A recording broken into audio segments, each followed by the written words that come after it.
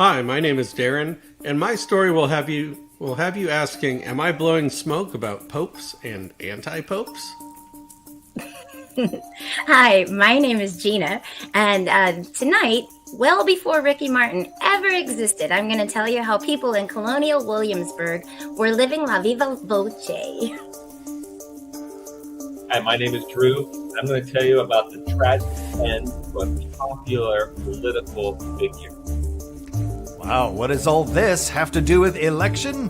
Find out in this episode of History Bluffs.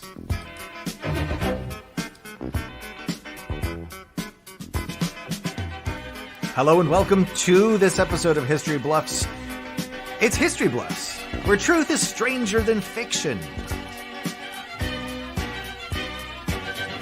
My name is Adam, I'll be your announcer, and this is your host, it's Alan!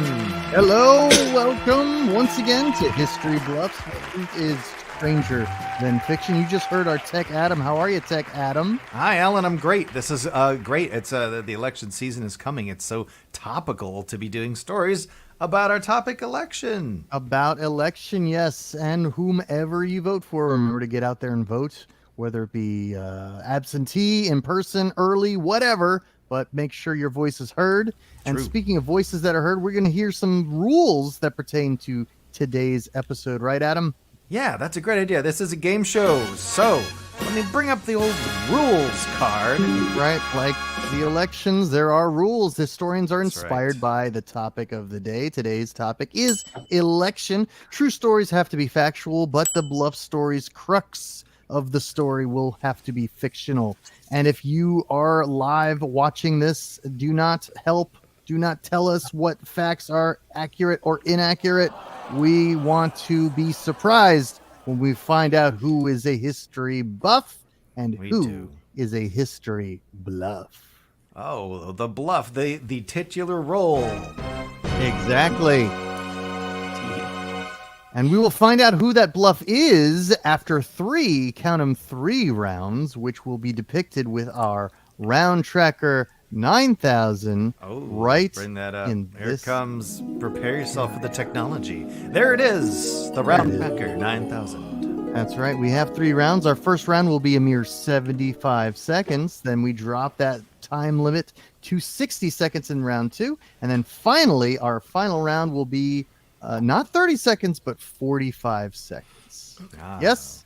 Yes, that is correct. That's right. Good. So that's what we're going to do, and we're going to do it right away, Adam. Let's jump into it. Let's jump into round number 1. And here we are, the beginning of round number 1. We're here, and Darren, oh man, Yes. I almost did it again. Drew loves it when I do that. Darren, you're number 1. Gene will be number 2, and Drew will be number 3. Thank you. You separated Darren, them by one Gina. That's like one. Thank God my name begins with a G. I'm Metric gonna have to Gina. start using I'm in the- everyone's last name. And don't worry, you can recognize me because I'm in the titular role tonight. Hey now, Oh, Every night. Oh. just outed herself as the bluff. I think. Oh, Okay. Darren Humphrey, you're gonna I go think she was first. talking about something else. Oh, that. Oh. Okay. Oh, all right. Good thing Gina appropriately frames her image. Okay, anyway, Yeah, exactly. Darren, we're going to start you with your Yes. timer with the cannon shot. We've all heard the phrase, is the Pope Catholic? And of course, the answer to that is yes. But what about the question, how many popes are there? Well, the answer to that seems pretty simple too, right? There's one, unless the last pope just died, in which case they elect a new pope. And we know how that goes, right? The College of Cardinals get together, and then they vote, and then, of course, they count the votes, and then, of course, they burn the votes, and if the vote's inconclusive, black smoke comes up out of the chimney of the Sistine Chapel. But if a 2/3 majority comes to consensus on a new pope, they add a little something to the votes, and boom, magic white pope smoke comes out of the chimney. But in the nearly 2,000-year history of the Catholic Church, the whole black smoke, white smoke thing is actually relatively new. It wasn't until 1914, when Pope Benedict XV was elected, that the white smoke, or as the Italians call it, fumata, was first marked for a successful election of a pope.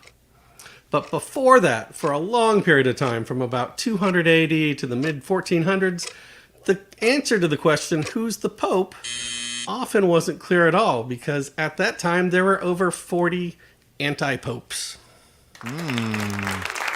Anti-popes? Anti-popes. Wow. I don't even know what that means. Gina, you're Italian. Let's hear what you think. I know, and I am Italian, and I was thrown off by his pronunciation of Fumar. But aside from that, he did really well. I just think the only thing I have so far is that is a really smart group of birds, that College of the Cardinals. I'll tell you what. It's like very smart. Now, I don't know. I am Catholic. This does ring true to some degree, but I will reserve my voting for later. I need more. I need more, Darren. It was founded in 1914, but I remember they recently doing that a few years ago, and it was like people were like, oh, it's the wrong color, and then it was like, oh, hey, give us like a second, let the smoke burn for like 10 seconds, could you please? Smoke's gonna change color when you first light it on fire. Drew, what do you think? Yeah, I mean, I don't know if the pronunciation of Fumata was right or wrong. So I'll trust Gina on that one. Thank you. Yeah, and then I heard black. Every time I hear black smoke, I just think of the TV show Lost. So I'm slip there. And then last but not least, 40 anti-popes is going to be the name of my next improv team. That's all I got so far. That's great. Good Very title. cool. All right. That's awesome. Well, I think we move on to our second, which is our resident Italian, Gina. Okay. You're going to have your time to go, which is a 75-second time limit, and you'll hear that cannon shot right about now. So many of you know that George Washington was the first president of the United States, but I would like to let you know a little bit about the history of the elections and kind of how things came to be the way they are now. In the first election with the 13 colonies, there were 69 electoral votes for George Washington. He was unanimous. The way they did it back then, though, instead of having another candidate that you voted for vice president, you actually, it was the person who got the second highest number of votes. And so in this particular race, it was John Adams. And so he became the first vice president of the United States. But what happened in the first election, though, there was not very high turnout. Now, you have to remember back then, women, Black people, and any man who did not own land could actually not vote in the election. So it makes sense that there was not high turnout. However, there still should have been more than there were. So what they did in the ensuing elections is they actually hired a company to put carnivals all over the United States. As the states grew and grew and grew, they put them in all the states in the different capitals so that people were more inclined to come vote because there was a lot of whiskey, games, and just a whole party all day long. And I'll tell you more in the next round. Getting a little history lesson from Gina, or are we? Ooh. Darren, what do you think? I think democracy has gone downhill in that when I go to vote now, there is not whiskey. And, I know. So if Gina is telling the truth, we need to bring this back. And that, I think, would make this country great again. Yes, it would. Games are always fun. Darren would be one of the few historians able to vote back in the colonial times since he owns property and is a white male. Yes. Speaking of white males, Drew, what do you think? Yeah, I mean, whiskey, carnivals, that is a political party, if you know what I'm saying. So sounds legit so far. My only other comment is they got 69 electoral votes. I bet you they all like high-fived each other after that. Yeah, they did. They did. They have a picture of it. It was only from a sketch artist, but it's amazing. They were like, nice. Oh my God. That's winning right there. Okay, Drew, you're last in the first round, so we're gonna let you go with your 75-second and that boom. Okay, so when I think of elections, I don't just think of presidential elections. You know who else gets elected? Mayors. And do you know who used to have a mayor? McDonald Land. Today I'm going to tell you about the tragic rise and fall of Mayor McCheese, the one and only mayor of McDonaldland. We all know that Ronald McDonald has been and remains the main mascot of McDonald's. Fun fact, Ronald debuted in 1963. It was originally portrayed by Willard Scott, the beloved Today Show weatherman and Smucker's pitchman. But in 1970, the McDonald's Corporation had an idea to create a place where Ronald lived and interacted with other colorful characters. So they outsourced their idea to the advertising company of Needham, Harper, and Steers, and McDonaldland was born. The first McDonaldland commercial aired in 1971. The early series of commercials typically involved villains, Hamburglar, Captain Crook, and an early version of Grimace trying to steal food items from Ronald, but he would always foil them. And you heard me, in the early days, Grimace was his evil adversary. Mayor McCheese also debuted around this time, and I'll get into his story in my second round. Oh. Many mentions of a mayor, but no election yet. Drew. Ooh. Dang it, Darren. Darren, what is your opinion of Drew's story? Needham, Harper, and Steers? Is this some variant of the famed law firm Dewey, Cheatham, and Howe? What do you want? Burgers? Oh, we need them. What are they made from? Steers. Come on. You just made that up. And mayor, and I'm glad you changed your pronunciation to mayors. At first you said, what gets elected? Mayors? I'm like, horses don't get elected. I thought the same thing, Darren. Yeah. I thought the exact same mayor. thing. I heard mayor. Yep, Only the best ones do. Which, yes, I mean, does it make the story any different or better? Let me think. Yep. Elect a mayor for office. Gina, what's your take on Drew's overall story so far? Is that where the donkey came from? I'm just curious. Okay, back to the story. Sorry. Okay, so where he lost me, I'm just gonna tell you this because I freaking love McDonald's, and Grimace is not a bad guy. Grimace is not a villain. Grimace is a good guy. He's a big purple dinosaur. We all know big purple dinosaurs are good. So no, Drew is lying. Drew is a bluff. Wow. Skipping ahead. So Drew might be giving out. you an evolutionary story about the character. We don't know yet. I don't know.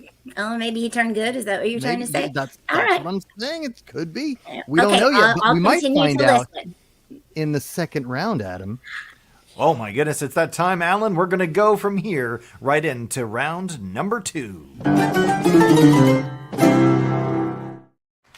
And the times are shorter, and the tension is stronger. Alan, you've got a conundrum. Who's the bluff? We do have a conundrum. We don't know yet, but Darren Humphrey, he will kick off round 2 with his second part of his story that involves Pope smoke.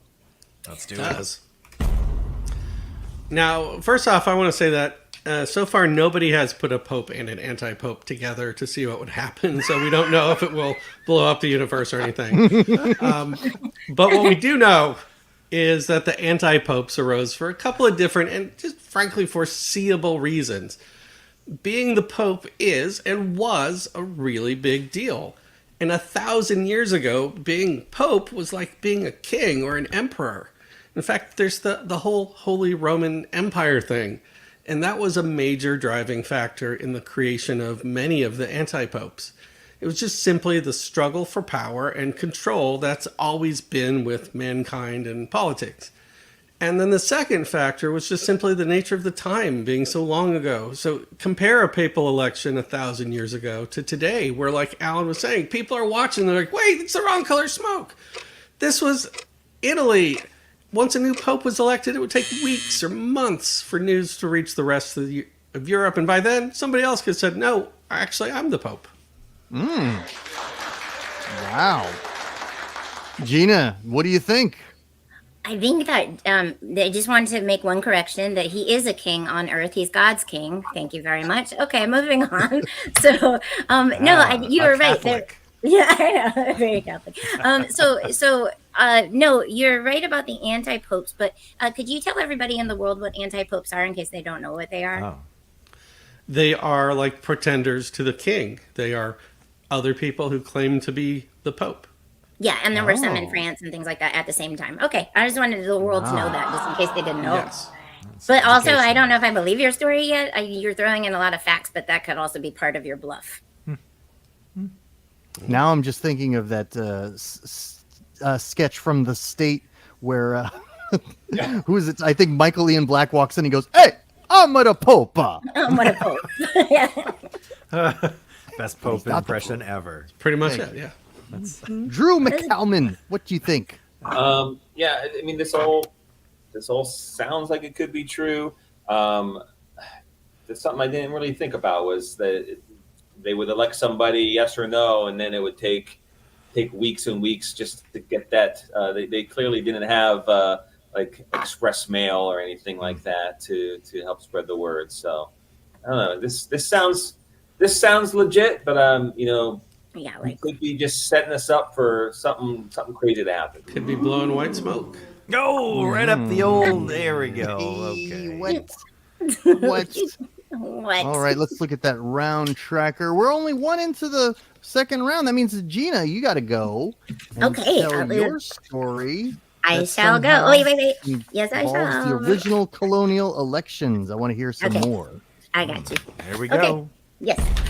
Okay, so now in the ensuing elections, the carnivals were full of whiskey, and you have to think whiskey back then was a lot stronger than it is now because it came straight from Scotland or Ireland or wherever, and so those people made that strong. So people would get very, very drunk. So then now some of the the carnies would start to think, oh, we could do, they really like a particular candidate, so they would get somebody really drunk, redress them in different clothes, and send them back in. The way you voted back then is it was called viva voce, which is where you actually said it out loud. You put your hand on the Bible, you swore who you were, you told them you'd never voted in that day yet before to the judge, and then you place your vote out loud. And so some people would just dress up their wives or dress up other people in clothes, so they would go in. They would even get the judges drunk so that they could, if they were so drunk, they would have to replace them with another judge because it was voting day, and their voting day went from 5 a.m. to 5 p.m. back then. And also and then the one thing that was also very cool is they did get some magicians to actually make some of the original voting boxes, and inside they would have false bottoms so people could stuff and keep stuffing, and then sometimes they would do bad things. I'll get into that in the third round to do some voter fraud. I heard you the first time. Okay. Here to help. All right. Darren, what do you think of Gina's story? Are we to believe that in late 1700s America, people were getting up at 5 a.m. and drinking whiskey all day till the sun went down? And I think, yes, we are to believe that. Yes. Yeah. It explains so much of what is written in the Constitution. When they had the short paragraphs, those are those days. Yeah. Those are those days. 3/5 of the slaves. Something. Just pass me another fifth. Yeah, that's how it goes. Drew, what is your take? My take is that it's just so nice to know that our great history of this country, that there was voter fraud in the very first presidential election. And that's just a tradition that just lives on and on. So I'm glad we started it way back then. But one question was, now maybe I misheard, but first you said that which you said that women couldn't vote, but then you said that they were dressing their wives up. Were they dressing the wives up as men and having them go vote as like pretending to be men? Yeah. Think Monty Python. Think Monty Python with women dressing up as men and going, just the reverse of that. Yep. Okay. Yeah. Thank you. All right. Oh, And then there we even go. just on a side note, just for more information, they thought that was why Edgar Allan Poe was in somebody else's clothes when they found him drunk outside of a polling place when he died. Oh, What? okay. Say Wow. Edgar Allan Poe. The very polls. All right, Drew, you get to go finally for round 2. We're going to hear a little more about Mayor McCheese, and I'm curious if there was an election for the mayor. I love this. Let's do it. Okay, so Mayor McCheese was the mayor of McDonaldland. His head was a giant cheeseburger with a small top hat. He wore a casual suit with a mayor sash. In one of his earlier appearances, he is shown running for re-election. So he wasn't just some first-timer, one-termer. He he was already mayor when this was established, so we don't know that backstory. But in a bumbling speech, he vows to make sure that there's a cheeseburger in every glove compartment, while Ronald McDonald tried to keep him on point. All appeared fine and dandy until 1973, the Croft brothers, creators of H.R. Pufnstuf and Land of the Lost, filed a lawsuit against McDonald's. They claimed that McDonald Land was a major copy of Living Island, the setting for H.R. Pufnstuf. They specifically signaled out Mayor McCheese, saying he was a copy of H.R. Pufnstuf, who himself was a mayor in a giant costume in a magical world. It appeared as though Mayor McCheese had met his political rival. I'll tell you more. Wow. Wouldn't that be interesting if the two mayors ran for control over McDonald Land? Mayor off. Darren, what's your take? I think we've started out in the late 18th century with people drinking at 5 a.m. and we've progressed to Sid and Marty Krofft, who were clearly just dropping acid continually for a whole decade. I think so. And they were high at 7 a.m. on Saturdays. Apparently. Yeah. Gina, what do you think? I 100% know that Mayor McCheese would win. That's all. Oh, it's fixed. Okay. It's fixed. I mean, Mayor McCheese had the ability to have all of the people help him dress other people up in other costumes and things like that. Like he had the, like, I don't know what Darren said. They were high. So the Pufnstuf people. I'm curious though, if that really was a thing, because that's interesting. Did they really go to court? Like, that's crazy. I'm not sure I believe you, Drew. I think I want to believe you. I love all of this, but I don't know. Could be a bluff. We don't know, but we will know after our final round, which is what, Adam? We're going to do it. Let's go to the final round, number 3. It's round 3, the last of the 3. It's over after this round. Darren, we want to hear you wrap up this Pope story right now. Okay, so I know it sounds ridiculous that somebody could just say, I'm the Pope. But the fact is, it was often in the best interest politically for different factions of the day to endorse an anti-pope as the real pope to support their own political ends. And everybody was doing it. The Roman Empire endorsed an anti-pope. The Byzantine Empire had a couple of anti-popes. The Holy Roman Empire had at least 10 different anti-popes. And if you ever visit the French town of Avignon, to this day you can tour the Papal Palace and learn about how popes from Clement V through Gregory XI ruled from France, not from Rome, from the early 1300s to the late 1300s. Okay. Gina, what's your opinion? What do I believe now? I thought that it was in the Vatican City. Like, that's where I went to visit and say hello to him. Oh, I feel cheated. That was not an anti-pope, was it? No, it was the real guy as far as I knew. That's the Pope. That's the pro-Pope. Did he have the mobile? Yes, he did actually. That's great with the little stuff on the side. Yeah. Wait.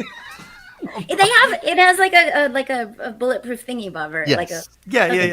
Oh, I didn't know. I thought you were okay. I thought you were teasing me. Big old telephone booth. Drew, what do you think? That actually just gave me the great idea. They should have a Pope mobile race, and that's how they should determine who the Pope is. Oh, that's right. Like the old Hanna-Barbera cartoons. Right. I was thinking Wacky thinking Racers. Cannonball Run. Yeah. Cannonball Run would have been a better way. Yeah. What is it? They would call it Papal Racers? Papal Racers? No, they call it the Pap Olympics. Like the Pap Olympics! That's better! Yes! Pap That's a good one. I like it. Oh my god. All right. Drew, did we hear your opinion already for You heard my opinion, but I do want to just let everyone know that I'm going to be the next Pope. Oh, okay. Oh. Sounds like anti-Pope talk to me. I don't know. Okay. Don't worry, Well, go Alan on. will get you mixed up with the other anti-pope, Darren. That's right, Darren and Drew. Oh, that's Darren, I think. See? All Okay. They're perfect. Exactly. All right. Well, let's see the round tracker. We've only done Darren so far, so that means Gina gets to wrap up her tale right now with a mere 45 seconds, Gina.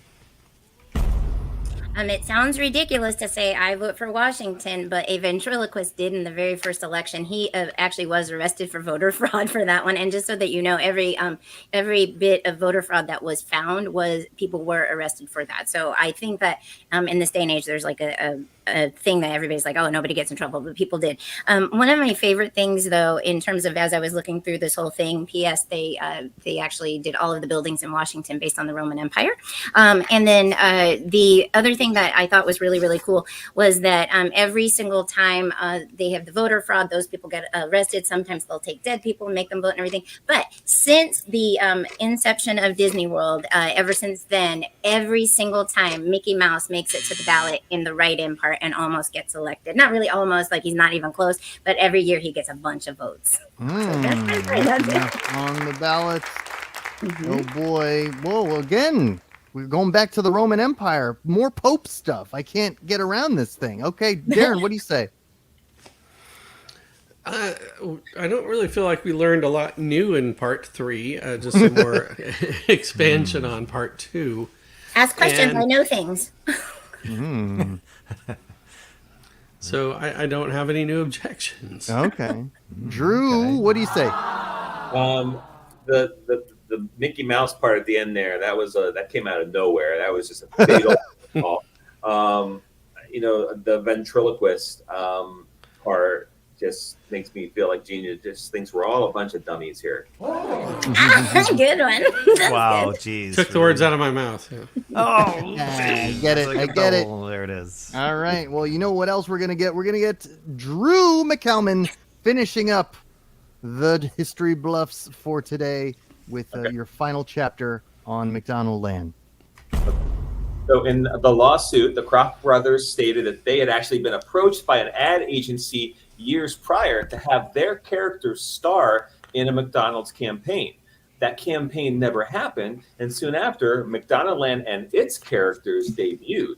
The McDonald's defense team argued that Puff and Stuff wore what appeared to be a greenish dragon suit with a cummerbund with a mare, a medal that said mayor, totally different than their mayor. Unfortunately, the court disagreed, and in 1977, McDonald's was ordered to pay $100,000. Mayor McCheese was phased out, but his legend lives on.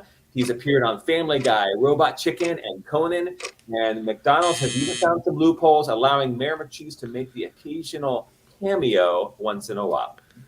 Okay. All right, And Darren. No, go ahead. What do you say? What's your opinion, Darren, on the McDonald Land controversy?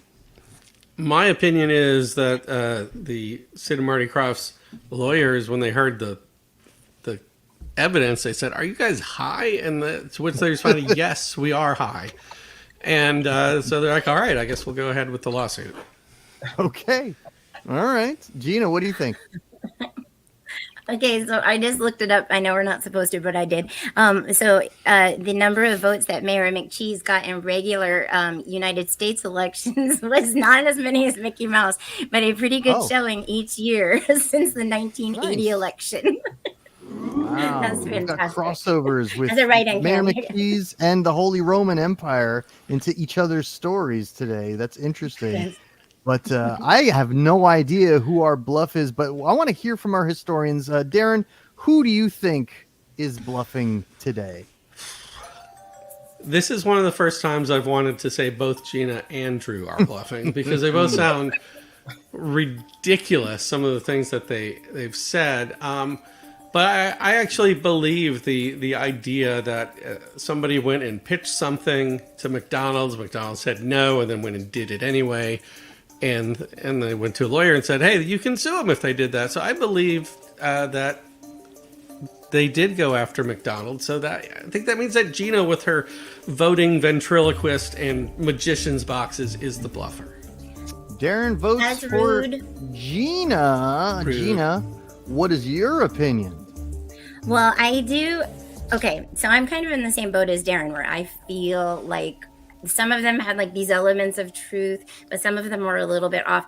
Darren's was the most accurate, though. I will have to say, because I am Catholic, he did have I don't know if he did it to like trick us or if he did it to do it. So I'm not 100% sure there.